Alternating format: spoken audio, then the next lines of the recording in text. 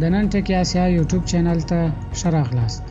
که دا ستاسو لومړی راتګ وي، هیله ده زموږ په چینل کې اشتراک وکړئ او د څنګ بټن یې هم ووهئ. دا د موقتي حکومتونو هغه نتیجه وه. دغه نه وروسته چې کله بیا په افغانستان باندې د خارجي قوتونو اشغال راغی او دلته هغه اسلامي امارت دوی دغه په ځای باندې نوې اداره جوړه کړه دلته، نو هغه هم موږ تاسو ولې تر اوسه پورې ګورو چې د مشارکتي نظامونو یا مشارکتي حکومتونو نتیجه څه ده. په دې متاسفانه چې په دغه ټولو وختونو کې د ولس ستونزې نه دي هوارې شوې، ولس د آرام ساه نه ده اخیستې، ولس د نورو ستونزو سره مخ شوی دی. نو زمونږ هغه دا دی چې باید داسې یو کار وشي، په داسې یو څه باندې فکر او سوچ وشي چې تېرو تجربو نه استفاده وشي، نه دا چې تېرې تجربې بیا تکرار شي او د ولس نور هم په ستونزو، په غمونو، په دردونو، په کړاوونو کې راګیر شي او د نورو ستونزو سره مخ شي. صحیح. نو دغه حل لاره څه کیدای شي ستاسو په نظر؟ دوی خو اوس د یو نړیوال کانفرانس د جوړولو خبره مطرح شوې ده چې په ترکیه استانبول کې به وي دغه کانفرانس په نږدې وخت کې جوړیږي. د دوحې پروسه حل لاره وه، اما وایي چې اوس امریکا یو څه دې نتیجې ته رسېدلې چې ګواکې دغه پروسه نور نتیجه نه ورکوي او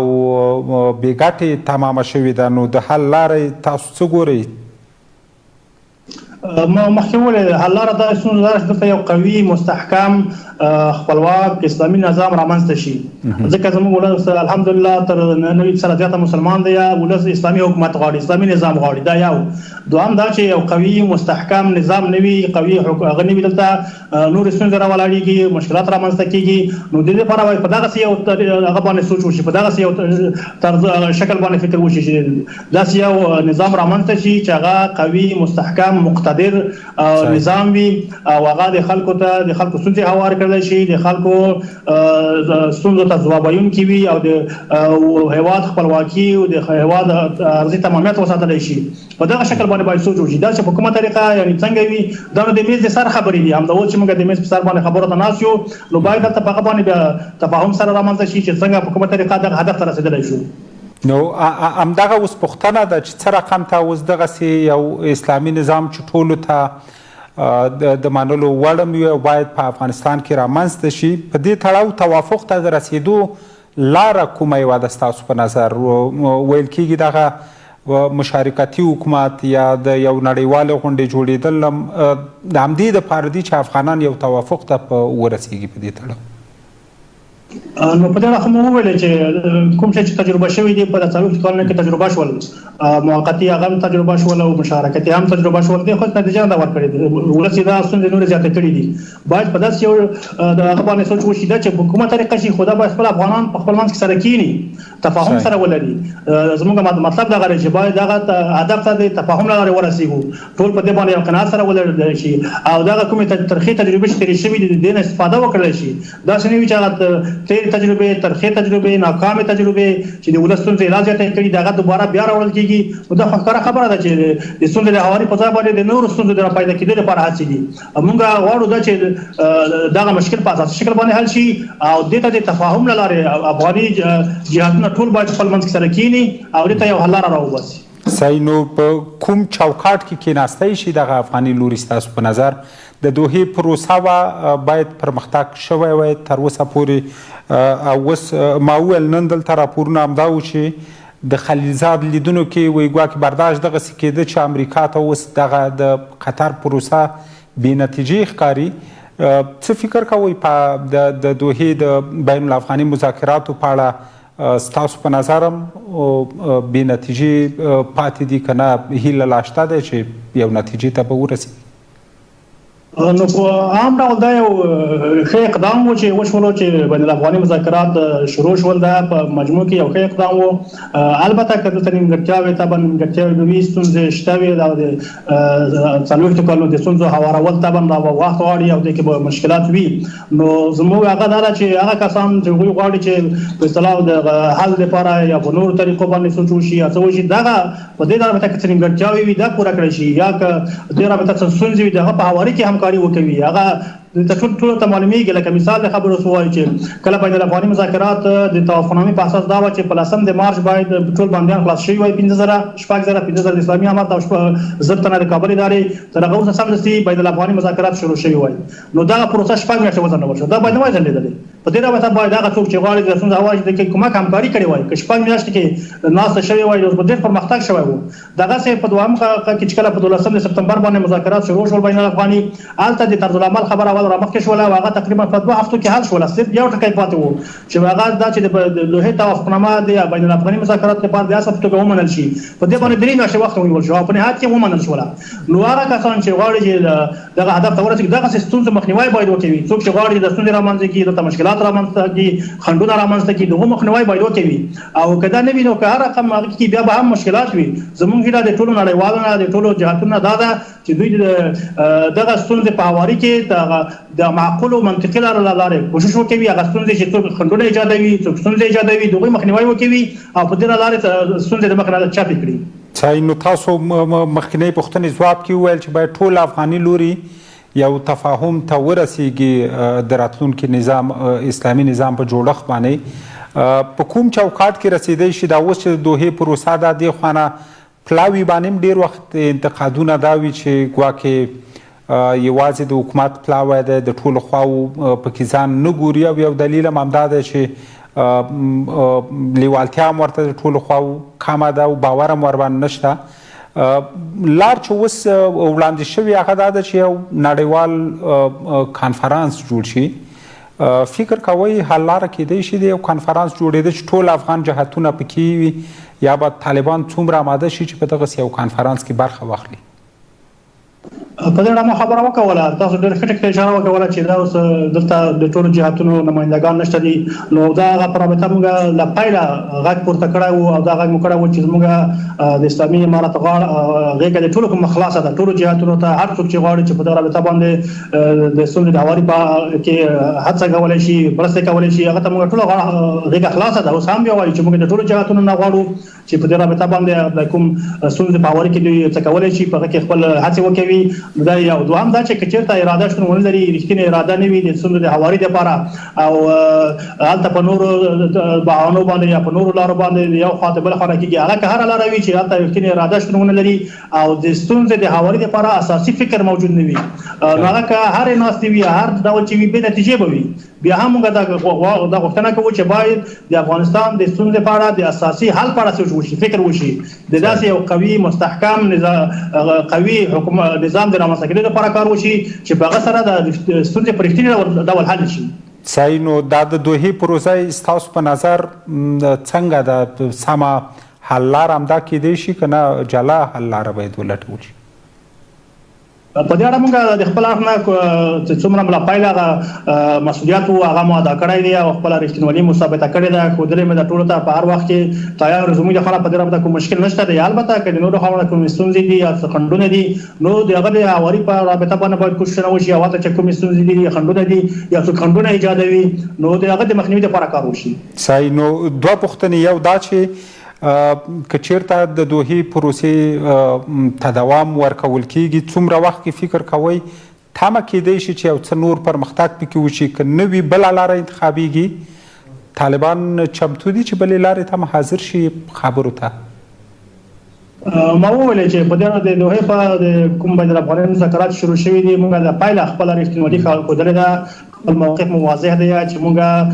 د ستونزو هواري ته هورمن یو او په دې اړه غواړو د ستونزې هواري شي زموږ لخوا کوم مشکل نشته دی د نورو اړخونو چې کوم مشکلونه رامنځته کېږي یا خنډونه رامنځته کېږي یا مشکلات رامنځته کېږي د هغه د مخنیوي لپاره باید کوښښ وشي د هغه دپاره لکه مثال ما دوه مثالونه وړاندې کړل چې یو ځل 6 میاشتې بیا 3 میاشتې دغه پروسه وځنډول شوله او په هېڅ شي باندې سره د دې چې هماغه کوم بندیان چې دوی په اول قدم کې نه خلاصول هماغه یې خلاص کړل هماغه لیستونه چې موږ ورکړي وو هماغه لیستونو په اساس باندې بندیان خلاص شول نو که دا په 10 مارچ باندې شوی وای د خنډونه پکې نه وای رامنځته شوي د پروسه د خنډ سره نه وای مخ شوي 6 میاشتې ډېر وخت دی ډېر کار به شوی و دغسې د بله موضوع کې 3 میاشتې وځنډول شوله او په نهایت کې هماغه خبره ومنل شوله نو دغسې رابطه باندې باید نړیوال او نور چې کوم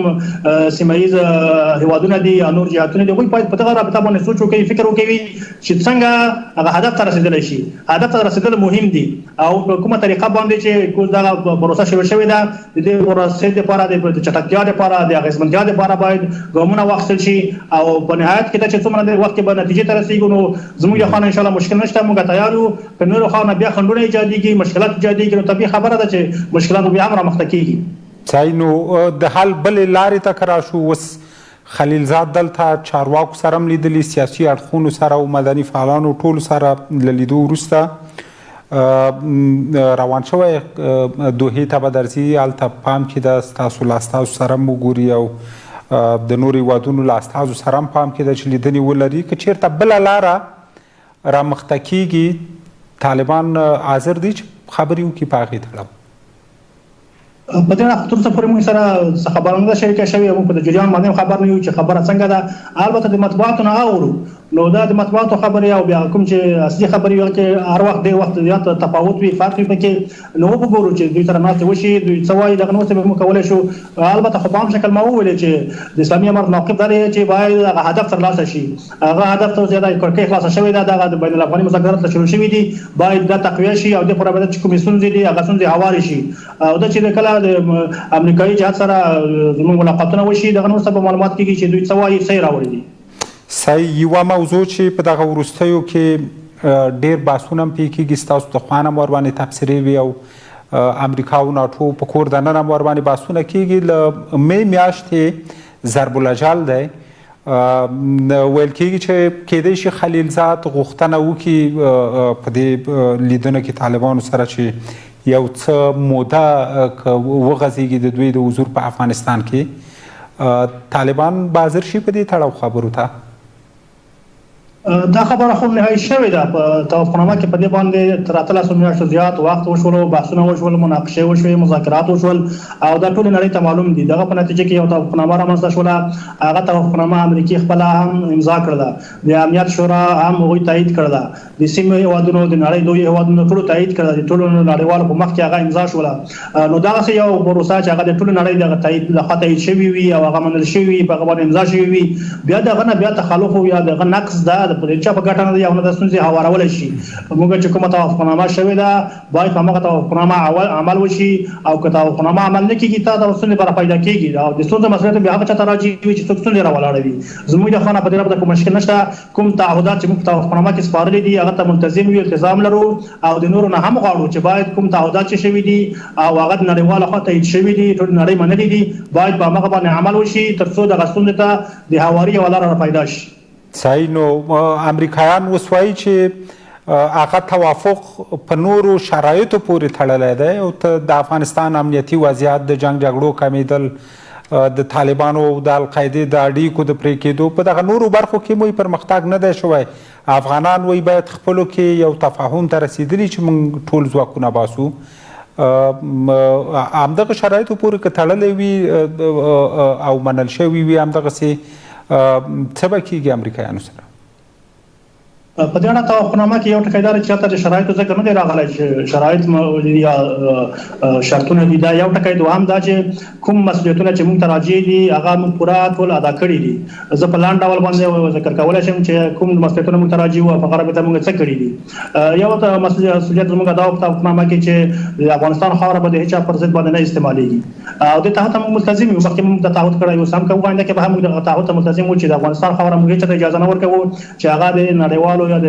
کوم هېواد په امنیت پر ضد باندې استعمال کړي او د هغوی ته دغه نه ګواښونه وکوي دا د رابطه ته هېڅوک نشي ښودلی چې داسې یو شی شوی وي چې هغه د دغه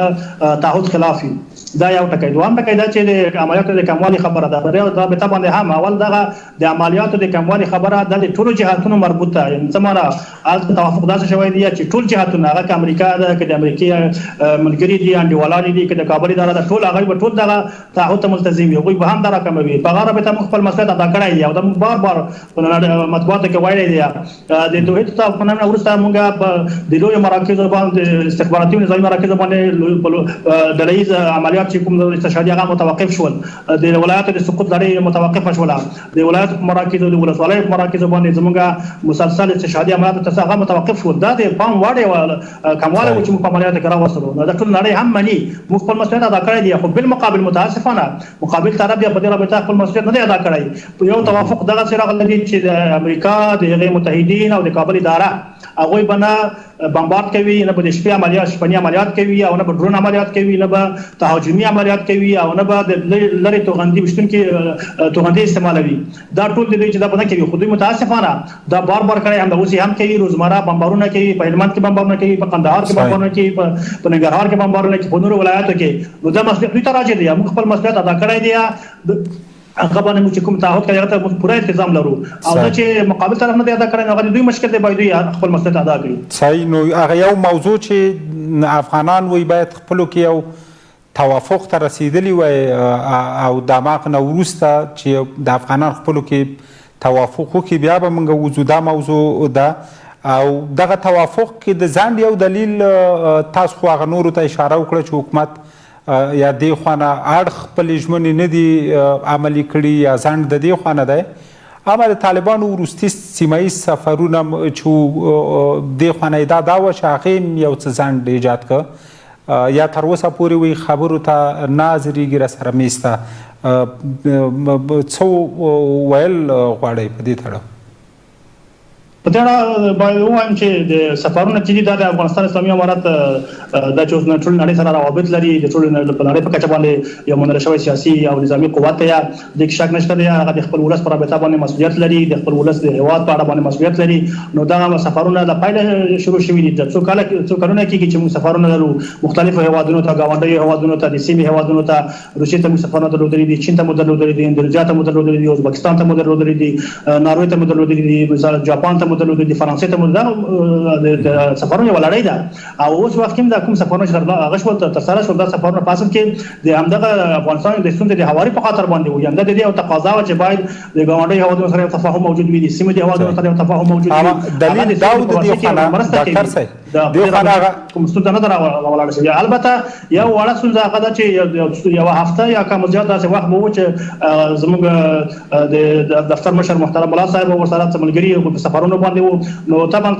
چې دوی بېرته راګرځېدل، دلته د قرنطین او د کورونا چې دا ټوله نړۍ کې یو مشکل پیدا کړی دی، د دغه په اساس باندې یو څو ورځې هغه راغی، تاخیر راغی. دغه نه وروسته زموږ ناستې مسلسل دوام لري، د تېره هفته کې هم زموږ ناستې وې، تر هغه مخکې ناستې وې، او دغه موږ خپله د هغه نه کوم مشکل نه لرو، هغه ناستې مو جریان لري. صحیح. نو یو دوه لنډې پوښتنې په آخر کې کوم، بیا وخت پای ته رسیږي. یو خو دغه دویمه حل لارې په مورد کې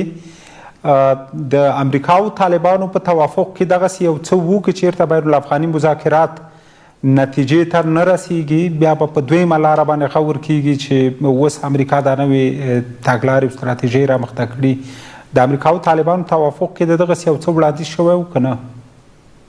په دې اړه شی نشته، په دې اړه څه نه دي. صحیح. او نن د ولسمشر امنیتي او سیاسي چارو کې د ولسمشر غني سلاکار محمد محقق دلته یو غونډه کې ویلي دي چې طالبانو وایي رانه غوښتي چې یا راسره بیعت وکړئ، یا راسره ملګري شئ، او یا بېطرفه پاتې شئ. دغسې یو څه مطرح شوي دي سیاسي ګوندونو او څېرو سره د افغانستان؟ د افغانستان اسلامي امارت د هېواد له ټولو سیاسي ګوندونو سره د مطرح شخصیتونو سره د هغوی سره روابط لري له پخوا څخه، او د هغوی سره په تفاهم کې دي، او د هېواد د ستونزې د هواري په خاطر باندې چې د ستونزه څنګه هوارېدلی شي په دې رابطه تفاهمات وخت په وخت باندې صورت نیسي. نو دا د افغانستان اسلامي امارت مسؤلیت دی چې د ستونزې د هواري لپاره لارې چارې په کار واچوي. البته د چا نه غوښتنه شوې وي، زه په دې رابطه نه پوهېږم چې د خبره تر کومه ځایه پورې ده، خو که یو چا نه دا غوښتنه شوې وي چې یووالی راشي او په اصطلاح دغه تفرقې او اختلافات سره ختم شي، نو دا خو یو ښه کار دی، یو ښه اقدام دی، دا خو کومه بده خبره نه ده. نو په دې اړه باید څوک تشویش ونه لري، او بلکې دا د دې استقبال وشي چې دغه زموږ په وطن کې چې کوم تفرقې دي، ستونزې دي، د دې هواري لپاره افغانان سره یو لاس شي، سره یو موټی شي. نو دا خو کوم مشکل نشته، بلکې دا ښه کار دی چې وشي. کور ودان مننه ډېره زیاته ډاکتر صاحب چې وخت هم راکړ. ډېره قدرمنو لیدونکو ستاسو له ملتیا هم مننه.